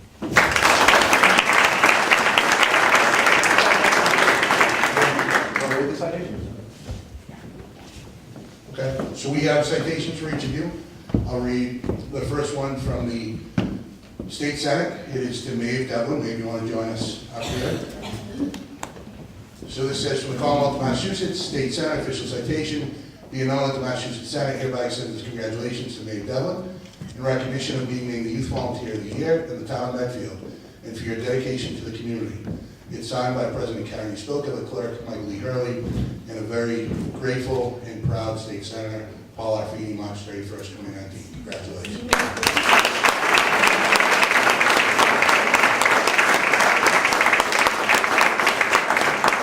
And from the House, be it hereby known that all of the Massachusetts House of Representatives offers its sincerest congratulations to Maeve Devlin in honor of her inspiring and transformative leadership of the Medfield High School Best Buddies program, which has earned her the 2019 Medfield Foundation Youth Volunteer Year Award, if I could speak.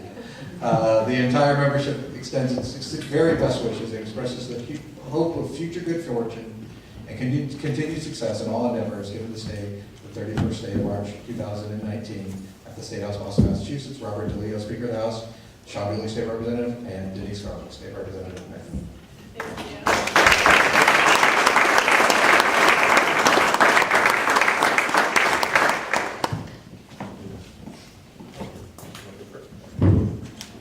So next we have Pat Casey. Pat, this is an official citation from the State Senate, being known that the Massachusetts Senate hereby extends its congratulations to Pat Casey in recognition of being named the Volunteer of the Year in the town of Medfield, and for your dedication to the community. Signed once again by President Karen Spilka, Clerk Michael D. Hurley, and yours truly, State Senator Paul Feeney. Congratulations.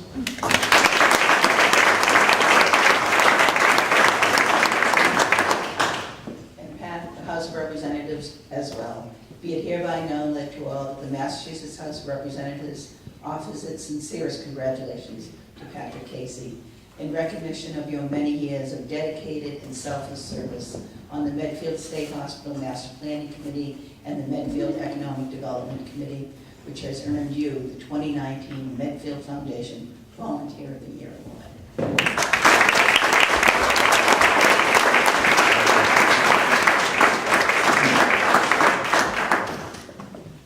Okay, and now from Marie and Steve, come on up. It's a package deal in Medfield, you already got it, so we'll give you these together. So, these from the Commonwealth of Massachusetts State Senate. Official citation, be it known that the Massachusetts Senate hereby extends its congratulations to Marie Nolan and to Steve Nolan in recognition of your Lifetime Achievement Award from the town of Medfield and for your dedication to the community. Signed by President Karen Spilka, Clerk Michael D. Hurley, and yours truly, Paul Arfini. Congratulations.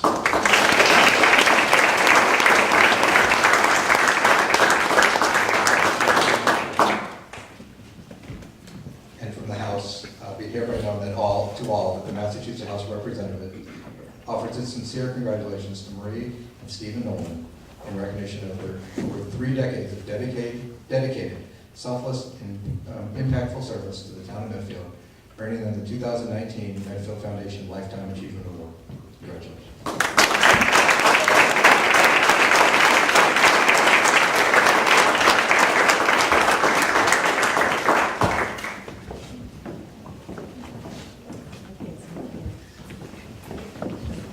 Thank you very much.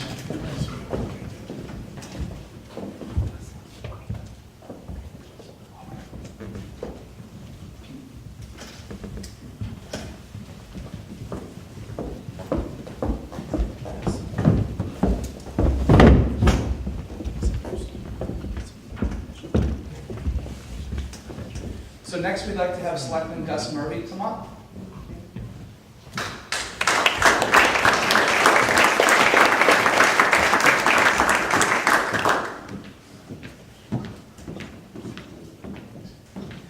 First, I'd like to extend my congratulations to all the nominees and the awardees on being involved in this, and all the volunteers and others who have come here for this session, and for other volunteers who maybe aren't here today but have worked in various capacities in committees over the years. But one serious point, one administrative point, I've listened and read articles about what makes the difference in towns in terms of their schools, in terms of their programs. And usually it talks about what the programs are, what the money is that people spent, or what formal things are in place that make it work. For me, it all boils down to people of goodwill. And if I really wanted to think about Medfield, it's people of goodwill that make the difference, and I think we've heard from a number of people of goodwill here today. So thanks for what you've done, and thanks for whatever it is that's driven you to do it. On an administrative note, I had to go in to pick these certificates up when I first got here because somehow or another I missed the memo that I was supposed to get them and bring them with me. So I had to go to the town hall, and I think it's the first time in 2 years that I've used the key that I got when I first became a selectman. So I locked the door, went in, and as I did that, this beeping sound started. So nobody told me anything about any buttons. So first off, Christine, if there was something I should have pushed, it's all up to you. Secondly, for those of you who saw me walk in around 3 o'clock and then disappear for not more than 10 minutes, should you see some report on the Medfield police log that says there's an unknown intruder in the town hall on Sunday afternoon, I may need you to act as a character witness. So just a heads up, I may need some help here. I have 3 certificates. They're signed by the Board of Selectmen on behalf of the town of Medfield. So if I can, Maeve, you're going to be the first one, but let me quickly read them. First one is a certificate of recognition to Maeve Devlin in recognition of and appreciation for your exceptional volunteer service to work on behalf of the Best Buddies program and leading classmates to recognize the value of contributing as volunteers and testimony whereof the selectmen have subscribed their names and hereto affixed the seal of the town of Medfield this 31st day of March 2019.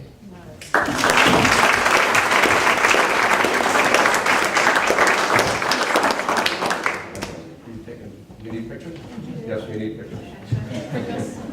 Sure, yeah.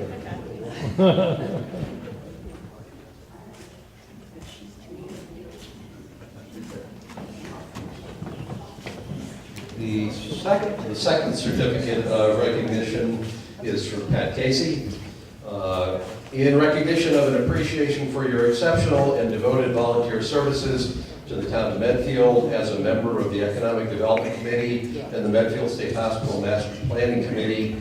Just as an aside, he does work magic. He's like a Yoda of analysis and Monte Carlo simulations. I can personally attest to that in the work with the State Hospital. Nerd is a shorthand. I'm a mysterious nerd, though. I really am an incredible nerd.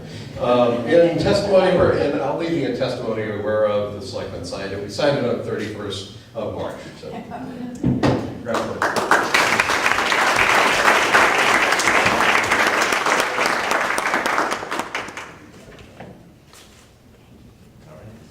You got it. Okay.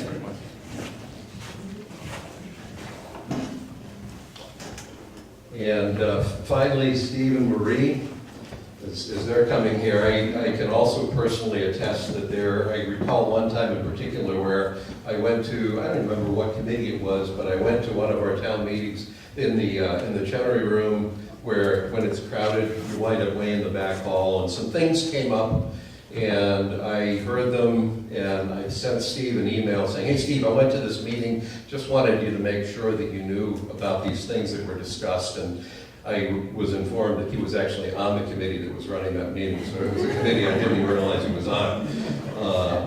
At any rate, to Steve Nolan and Marie Zach Nolan, in recognition of and appreciation of the decades of exemplary service to the town of Medfield and its residents, volunteering many, many hours of time on a number of committees that highlights your example of what it means to be devoted, active, and caring citizens.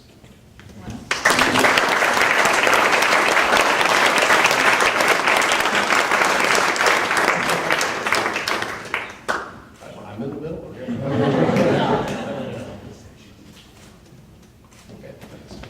Thank you very much.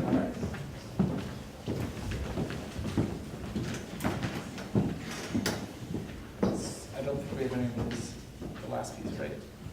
I think we're done. That's it. Nothing there, right?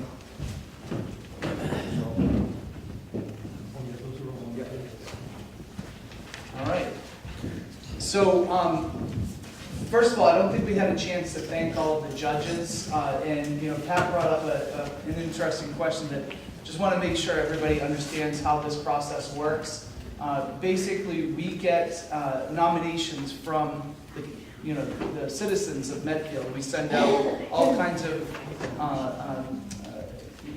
requests for those nominations, and then we get them in, and the Medfield Foundation, the board members, along with past nominators and past award recipients, sit around a room, discuss those nominations. One of the key things that, to say out to the group here, one of the key things that Pete, Abby, Leanne, Evan, they've been around town for a long time and they know a lot of these folks. I'm pretty new. But we work very hard not to use our own judgment. So it's the nominations that really matter. So know that for the future. So people who put in really good nominations and put a lot of effort into those, that's how we determine who gets these awards. So just a little note there. Just to end this, I want to bring back up Evan. He's going to talk a little bit more about what we do. Thank you. I'd like to say a special thanks to the Volunteer Awards Committee that put this on. Pete Peterson, John Byrne, and Linda DeMore, who helped organize everything, and to Leanne LaBelle, who took charge in decorations and setup for today. We can't do any of this without you. You know what volunteerism is. These guys are doing it every day, so thank you to the group who did that.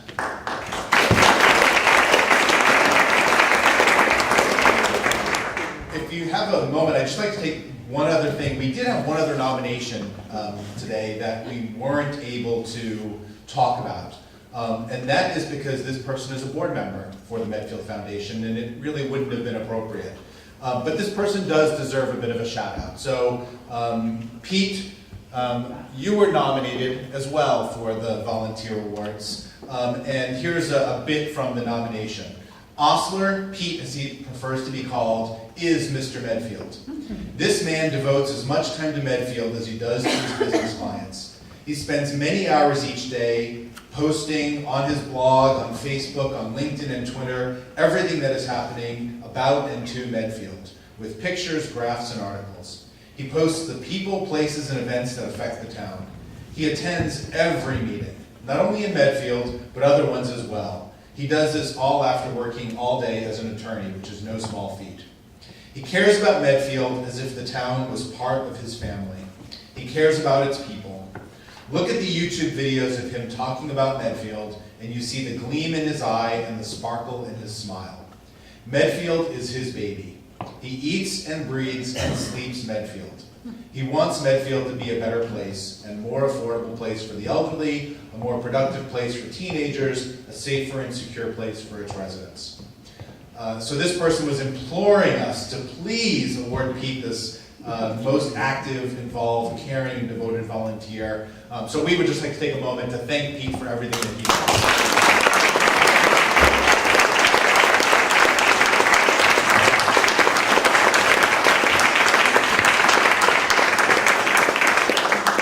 And I couldn't agree more.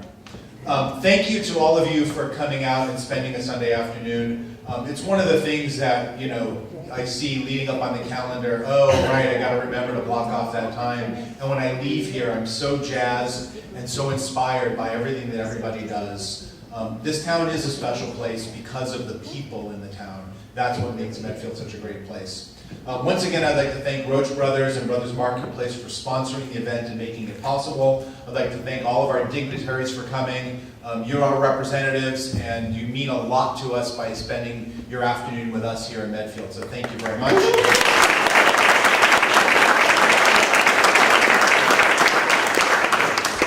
And I'd like to ask all the nominees, that's everybody who was nominated, to come up. We're going to do some group pictures. We'll do everybody together, and then we'll do our recipients after that. So please come up, join us for some photos. Everybody, please eat the cookies and stuff on your table. We don't want to take it home.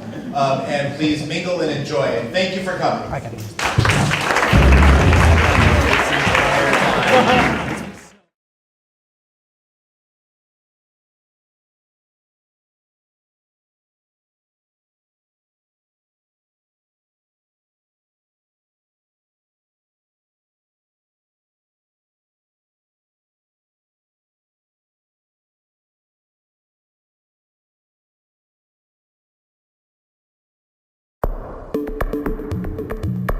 preceding was a production of Medfield TV.